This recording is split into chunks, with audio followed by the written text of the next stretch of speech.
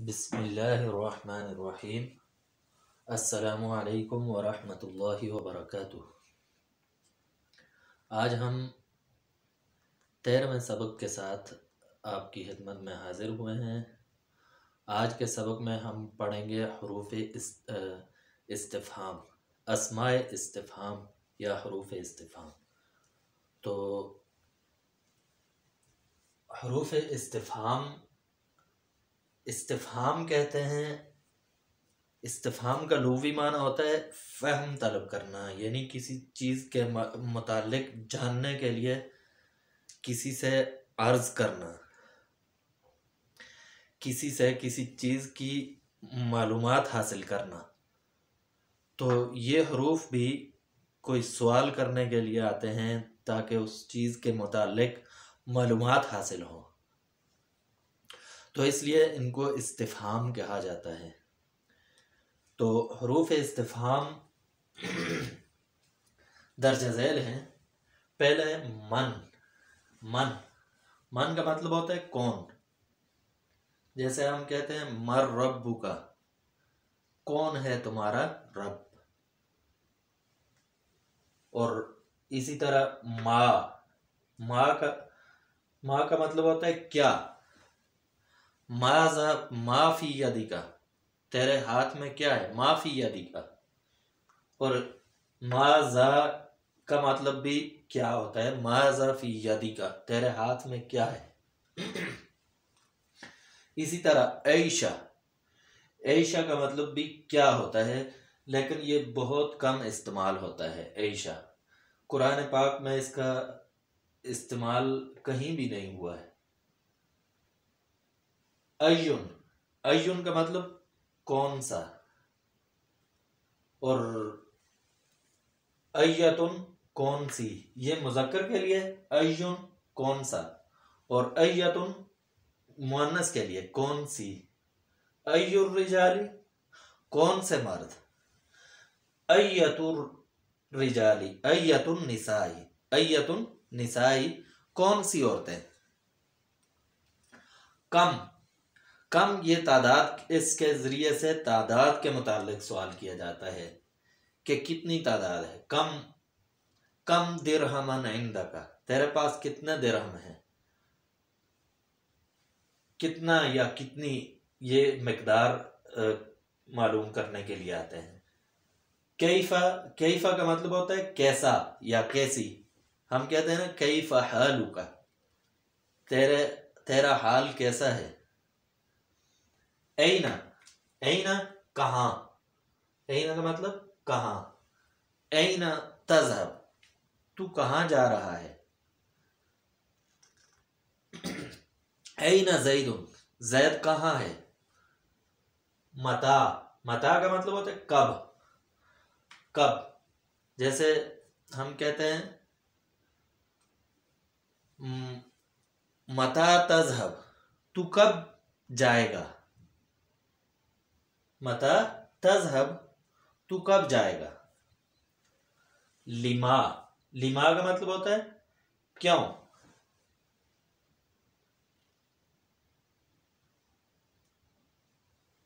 اور لماذا اس کا مطلب بھی ہوتا ہے کیوں۔ لما کا مطلب اور لماذا کا مطلب ایک ہی ہوتا ہے، جیسے ما اور ماذا کا مطلب ایک تھا۔ لما کیوں، لماذا کیوں، لما تذهب تو کیوں جائے گا، لماذا تذهب تو کیوں جائے گا۔ تو دونوں ایک ہی معنی کے لیے۔ ان آتا ہے کہاں سے یا کس طرح سے۔ ہم کہتے ہیں، سوال کرتے ہیں کہ ان تجی، تو کہاں سے آئے گا، یا ان جئتا، تو کہاں سے آیا۔ اچھا، یہ تو ہو گئے حروف استفہام، یہ حروف استفہام آگے۔ اب ہم ان میں سے کچھ حروف ہیں جن کی مختلف شکلیں ہوتی ہیں۔ تو ما پر، ان میں سے یہ جو ما ہم نے پڑھا، ما کیا، تو اس پر جب حرف جر داخل ہوتا ہے، جب حروف جارہ میں سے کوئی حرف داخل ہوتا ہے تو الف، یہ جو آخر میں الف ہے، اس کے بغیر ما یہ بھی پڑھا جاتا ہے اس کو. جیسے ہم کہتے ہیں لیما، ایک قرآن پاک میں اس کا بہت جگہ پر اس طرح استعمال آیا ہے، لیما تقولون علی اللہ ما لا تعلمون. تو لیما یہ اصل میں لی حرف جر ہے کے لیے، اور ما تھا اصل میں، اور الف کو ختم کر دیتے ہیں تو لیما پڑھ دیتے ہیں. اسی طرح ما پر ان داخل ہو جائے، جیسے قرآن پاک میں آتے ہیں عما یتساءلون، عما یتساءلون، تو اصل میں عما اصل میں کیا تھا؟ ان اور ما، ان ما. تو ما یہ دو آپس میں مل گئے، ادغام ہو گئے ان کا، کیونکہ یہ دونوں ایک ہی مخرج کے ہیں، تو ان دونوں کا آپس میں. اب یہ ما کے آخر سے الف ختم کر دیا، ام ما، ام ما، ان ما سے ام ما. تو اس طرح بہت ساری قرآن پاک میں اس کی مثالیں ہیں کہ ما کو مختصر کر کے ما پڑھا جاتا ہے، لیما یا اما. آگے آتے ہیں ایون اور ایتن کی طرف. ہم نے اوپر پڑھا ایون کون سا اور ایتن کون سی.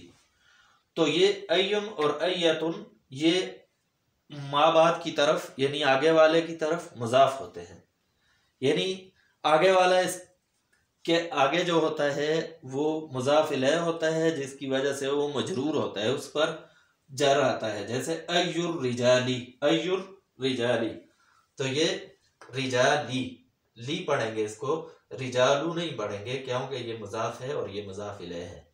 تو ایور رجالی کون سے مرد، اور ایتو نسائن کون سی عورتیں، تو یہ بھی مجرور پڑھا ہے ہم نے، ایتو نسائن.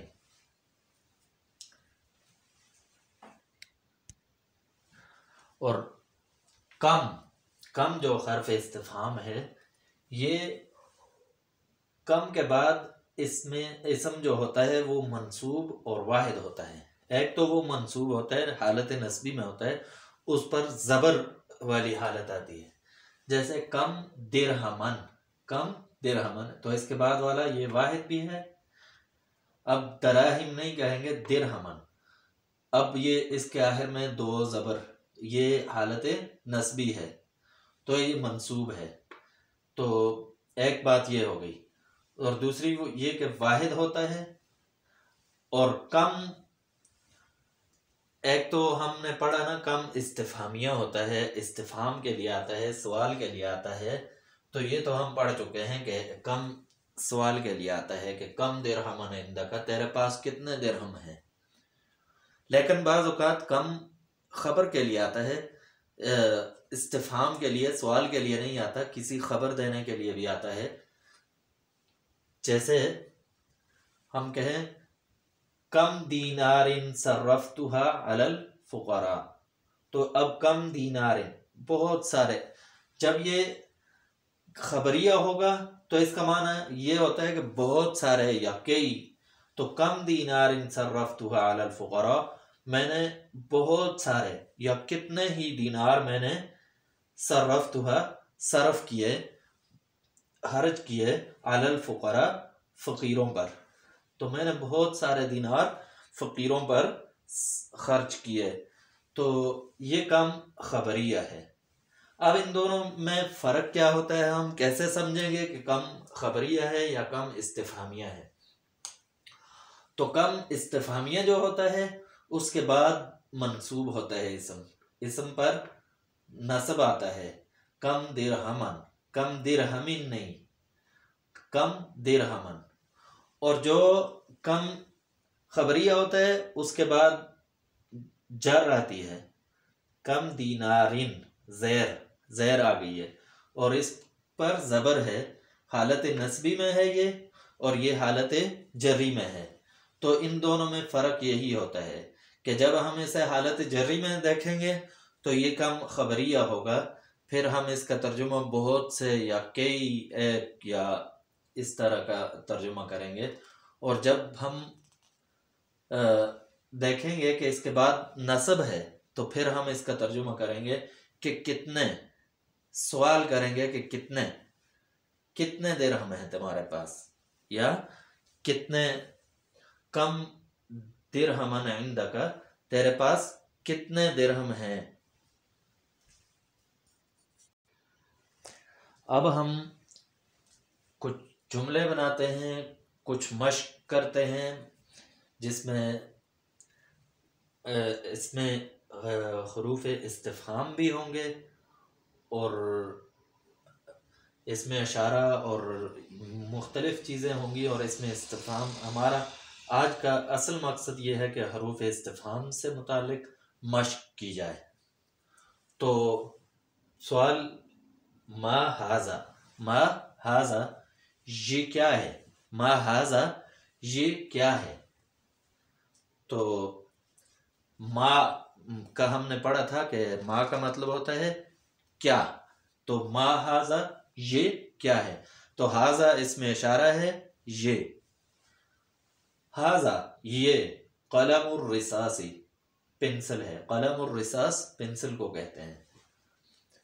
ما ذاک، ذاک ما وہی ہے کیا، ذاک اس میں اشارہ بعید، اوپر والا ھذا قریب کے لیے تھا یہ، اور ذاک وہ، اور ما ذاک وہ کیا ہے، تو ذاک قلم الرصاص، ذاک قلم الرصاص، قلم الحبری، قلم الحبری سیاہی والا پین، ذاک وہ پین ہے جسے ہم پین کہتے ہیں سیاہی والا، تو قلم الحبری پین کو کہتے ہیں۔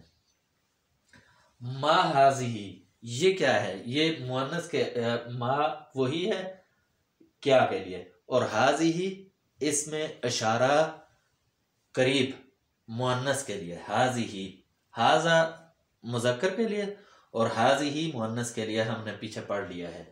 تو جواب کیا ہے، ما ھذہ یہ کیا ہے، ھذہ دوات یہ دوات ہے۔ تو مؤنث چیز کے بارے میں پوچھا ہے نا، ما ھذہ یہ کیا چیز ہے۔ اچھا نمبر 4، وماذا فی الدوات، ماذا کے بارے میں ہم نے پڑھا تھا کہ اس کا مطلب بھی ہوتا ہے کیا، تو یہاں اس کا ماذا فی الدوات، دوات میں کیا ہے، دواتی دوات میں، فی میں، دوات میں کیا ہے، اور دوات میں کیا ہے، فی الدوات حبر دوات میں سیاہی ہے، دوات میں سیاہی ہے۔ من ھذان الرجلان، من ھذان الرجلان، من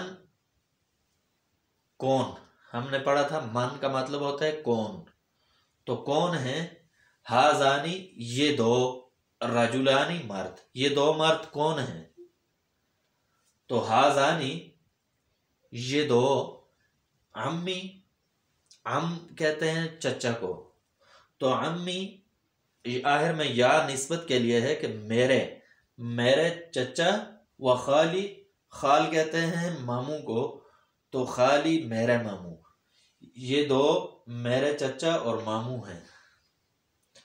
ومن تلک البنت بینہما، ومن اور کون ہے، تلک البنت وہ لڑکی، بینہما ان دونوں کے درمیان، ان دونوں کے درمیان وہ لڑکی کون ہے، تلک اختی الصغیرۃ یہ میری چھوٹی بیٹی، نہیں چھوٹی بہن، اخت کہتے ہیں بہن کو، اخ کہتے ہیں بھائی کو، اور اخت کہتے ہیں بہن کو، تو یہ میری چھوٹی بہن زبیدہ ہے، صغیرہ چھوٹی، اختی میری بہن، تلک وہ، تو وہ میری چھوٹی بہن زبیدہ ہے۔